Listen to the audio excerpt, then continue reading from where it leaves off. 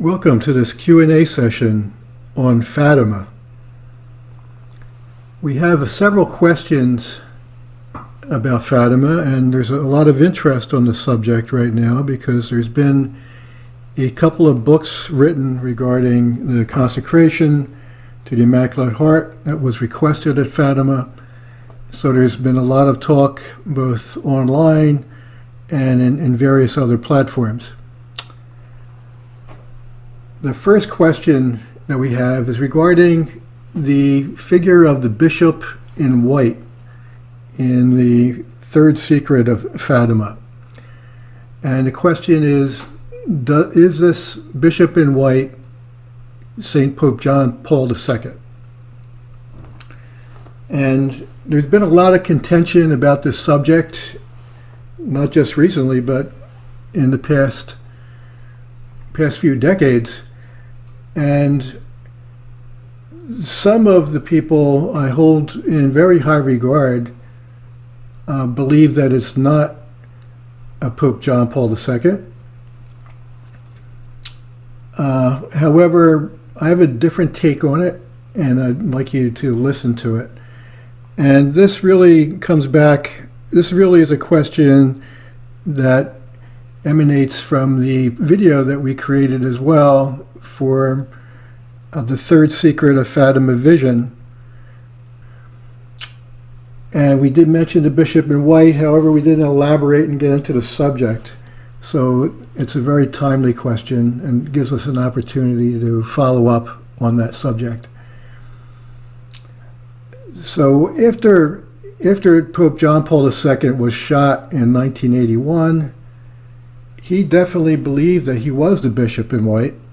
He almost stated it. He reread the Fatima secret, the third secret, and he basically decided at that point to make a trip to Fatima, where in 1984 he attempted the consecration of Russia to the Immaculate Heart. And we'll talk about that a little further because, of course, there's a question on that subject as well. As we mentioned in the Fatima video that I alluded to earlier, the bishop in white represents, along with the other religious who in the Fatima vision were also shot, they represent the church and the persecution of the church. And I'm not going to elaborate upon that too much. I refer you back to that video for more detail. But you could also look at that as it relates to the two beasts of the book of Revelation.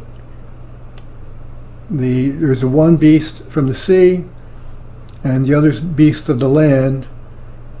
And the beast of the land is the one that is like a lamb in the book of Revelation. And that represents the persecution from within. So it's persecution from without and within, and that's why you have the Pope and the other religious and lay people, they're being shot with both guns and arrows. The arrows represent those who are persecuting from within, the ones who are closer, and the guns, those who are persecuting from without. And I don't believe that there would be much argument regarding the fact that the church is going through a persecution. And you can point to different topics, and some would disagree on what topics are pertinent, but there's different aspects of the persecution that is self-evident. So the important part of this is that the idea of the persecution occurring from within as well is something that's overlooked. And I'd like to quote Jesus to Luisa Picaretta in the Book of Heaven, Volume 11, March 7th, 1915. How many pretend to be my children while they are my fiercest enemies? Now there is war among governments, soon they will make war against the church, and its greatest enemies will be its own children. So this is something that was prophesied in the Book of Heaven, that Jesus told Luisa Picaretta would happen, that there would be this persecution from within. And I'm not going to get into great detail regarding what this persecution entails, but I would definitely point to a general loss of faith, what some term as the apostasy. It doesn't take anyone to be a theologian to understand that there is an apostasy. All you need to do is look at the numbers. Look at the numbers over the past 50 years. The loss of vocations, the loss of faith. The Pew Research poll, which indicated that many Catholics do not believe in the Holy Eucharist, the real presence within the Eucharist, is just a startling decline in faith.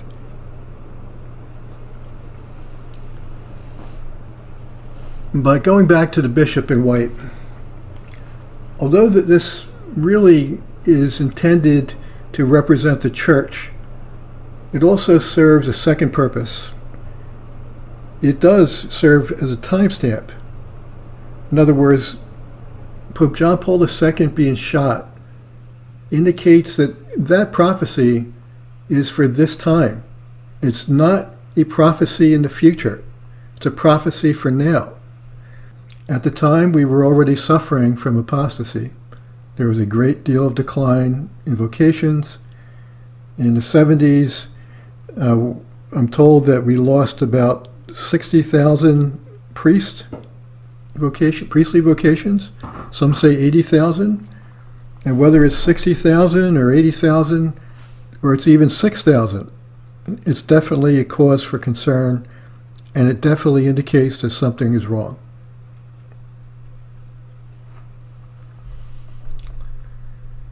The second question I have is regarding Malachi Martin. And the question reads like this.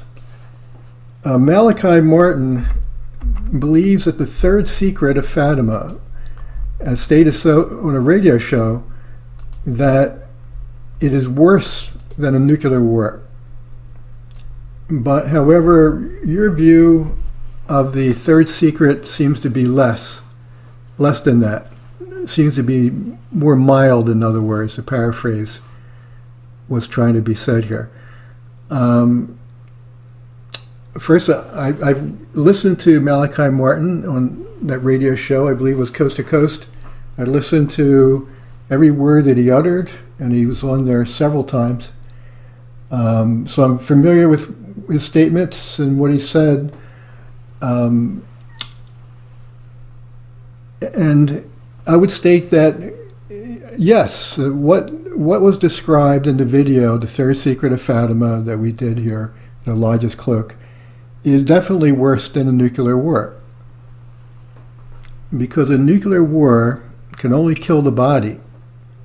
And the chastisement that we're looking at is a spiritual chastisement. It's a chastisement that makes us risk the loss of our souls. And that's a real concern, a real loss. And it's unfortunately, we kind of look at things from a human perspective only, almost like an animal perspective. If I have my home and I have my bank account and I have my job, I'm good. I'm in good shape. And we don't understand the implications of the loss of faith. We don't understand how it affects us personally, eternally. We don't understand how it now emanates throughout the whole world. And we see in governments the implications of the loss of faith that we've been talking about. the apostasy. So I would point you to the St. Matthew's Gospel. Fear ye not that them that can kill the body and are unable to kill the soul, but rather fear him that can destroy both soul and body in hell. That's because the body is subject to death. It's temporal. It's passing. And we will all die regardless of whether it's a nuclear war tomorrow or we die 50 years from now by natural causes. We will all die. However, the soul's eternal. And when we die, we want our soul to share the divine life with Jesus in heaven. And we don't want to risk losing our souls eternally.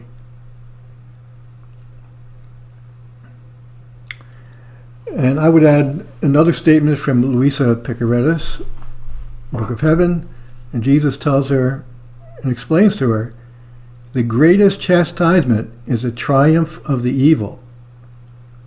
It's not a comet, it's not a meteor, it's not nuclear war, it's the triumph of evil. And that evil can come in many forms. And the first way that it can come is a loss of faith. Now, Jordan Peterson posited that the evil, that we are all subject to this malevolent side that we have, and he refers to that as the shadow. Then the shadow is a Jungian term. Of course, Jordan Peterson's a psychologist, and Carl Jung devised this term to basically compartmentalize the tendency of evil within humans. And Jordan Peterson noted that there seemed to be a progression of evil, and he was obviously disturbed by it when he discussed it. And he suggested that we could all have this tendency, and that we need to understand it and control it. And there's nothing wrong in that, but the question becomes, why? Why do we have that tendency? Why do we actually have the ability to become more and more evil? And he gave the example of police. Police in Germany during World War II, they were asked to be stationed in occupied Poland. And of course they were asked to do many brutal activities. And the way it would progress is, he mentions that first they would round up males in a stadium and transport them somewhere else. And by the end of their progression, this progression in evil that I'm referring to, they would end up shooting pregnant women, naked pregnant women, in the back of the head in some field. And he agonized, how can we go from someone who's working 9 to 5 in his day job as a policeman, a family member, a person who's a son, person who's a father and a husband, and perhaps had no criminal records, how can we go to that, to doing those kind of activities? And of course he referred to the shadow, and he suggested that you need to understand you have that capacity so you can control it. So what's missing in Jungian philosophy, to understand the human nature, you need to understand what a human is. And a human has a soul. And the doctors of the church explain what the soul is composed of and how it works. That has 3 faculties. It has a will, it has a memory, and it has an intellect. So what happens when a soul begins walking on the path of evil? it actually, the evil itself darkens the intellect of the soul. And the person doesn't even understand that they're evil. They may look at it like, I'm evil in your eyes, but I don't think I'm evil. In other words, those policemen I was referring to in Poland, they may excuse their behavior by saying, I'm following orders, I'm doing this because I don't want to leave my comrades here to do it, and I know it's a hard thing to do. I'm doing it for a greater cause, whatever that cause may be, and that's always a dangerous statement to make, that you do evil for greater good. So they'll excuse it. They're not ever going to say, yes, I'm doing it, I'm evil. They're never going to admit to that. And the same is true for those who've lost the faith. If you go into one of those Catholic pews where someone's next to you who doesn't believe in the Eucharist, may not even believe in the divinity of Jesus, they'll still believe that they're a Catholic, even though they don't believe anything the Catholics believe. They'll still think, I'm a Catholic, and these are my beliefs, and everyone else that believes otherwise is, again, make excuses. They're old-fashioned, they're not up to date, and they just don't understand that they're looking at old myths, any kind of manufactured pretext you can imagine. But they'll never say, yeah, I lost the faith. No, they'll say, I'm a Catholic, believe it or not. And the reason why is because of that darkened intellect. So look at it like, and this speaks to why a spiritual chastisement is worse than a physical one as well. In a physical chastisement, only the body is affected, but in a spiritual one, the mind is, and the intellect, the soul, is affected. So you think of a cancer that invades the body. You're well aware that you have a cancer, and you'll try to treat it. And you'll understand that you have a problem.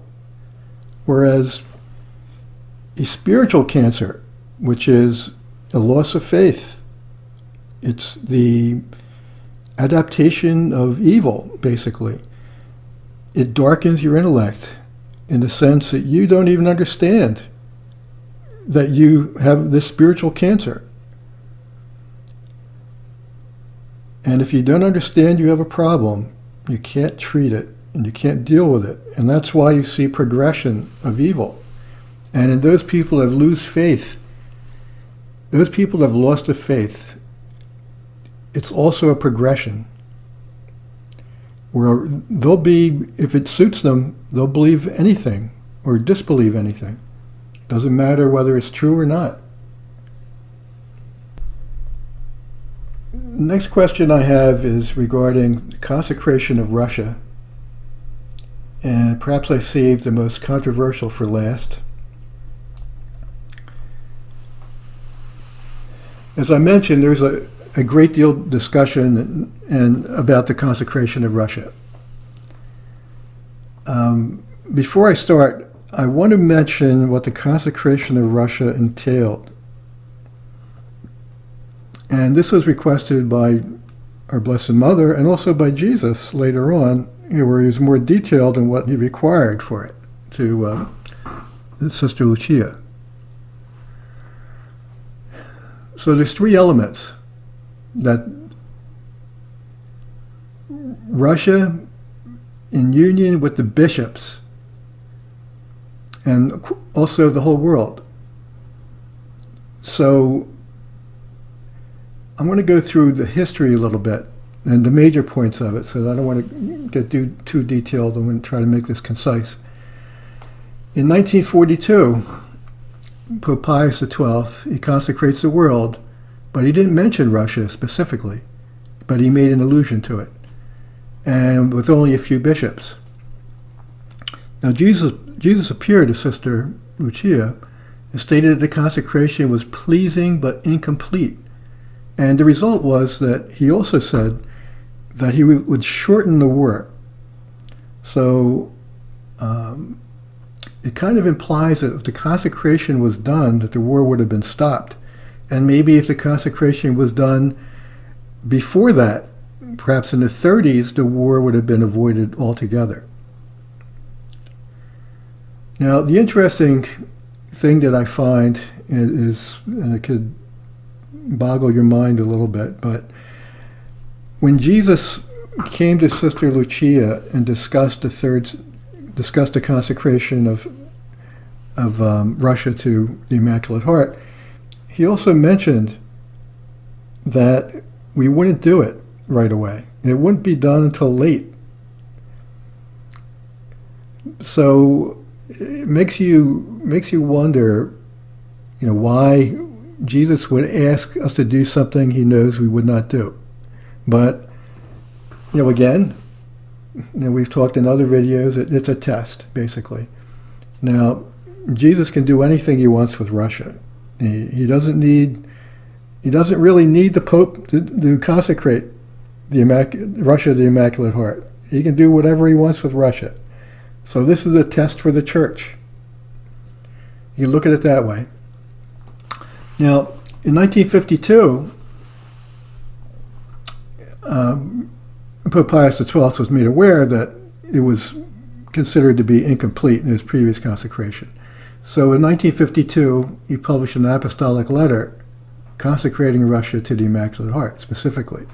Now, the problem with that is that obviously Jesus wanted it done with all the bishops. So it really did not fulfill what needed to occur. And so why does Jesus want it done with all the bishops? Why? Why does he, besides being a test, why does he want this done? I guess is the question. He could have picked another test. He wants the victory over atheistic communism, the errors of Russia, secular humanism that's basically working its way through all of society. He wants that victory to be attributed to his mother, to the Blessed Virgin Mary. And he wants it attributed to her for her glory, and that we understand that it's happening through her intercession. That's why he wants it public. That's why he wants all the bishops involved. And that's why the apostolic letter was insufficient.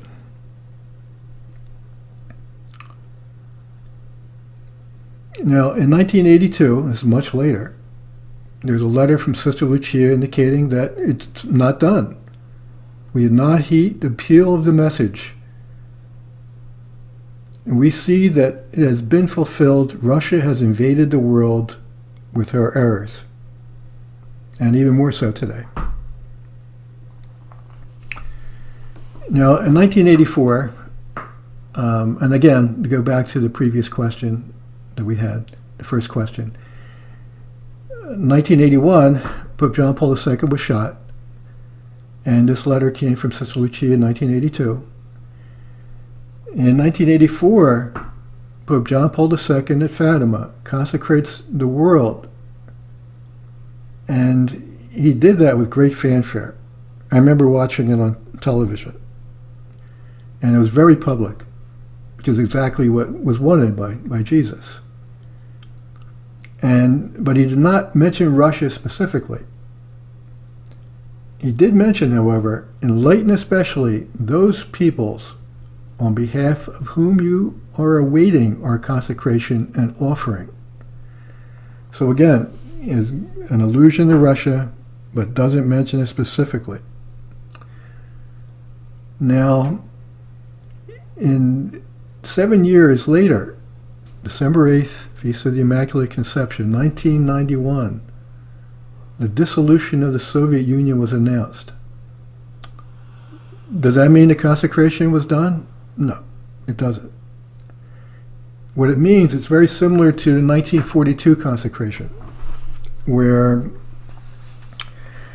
we received what I would call partial credit We didn't do exactly what was asked, but we did something.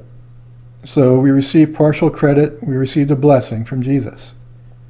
And that was the blessing. And perhaps if there wasn't this dissolution, perhaps there would be a nuclear war. And there may still be. I don't know. But that was definitely a blessing. And there has been a change within Russia. Is it totalitarian? Sure, yeah, it is.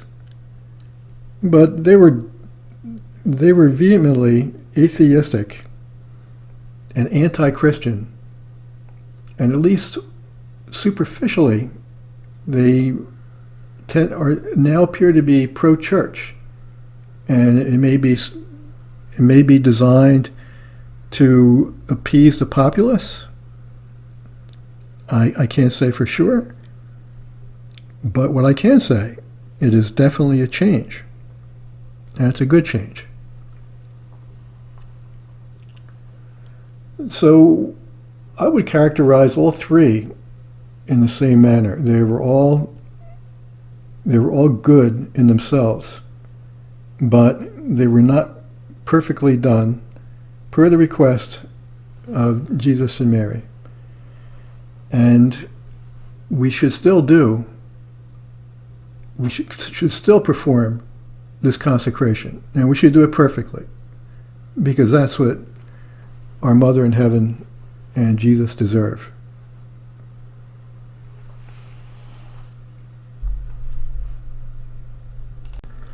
Thank you for watching. Please like and subscribe to help us promote this content.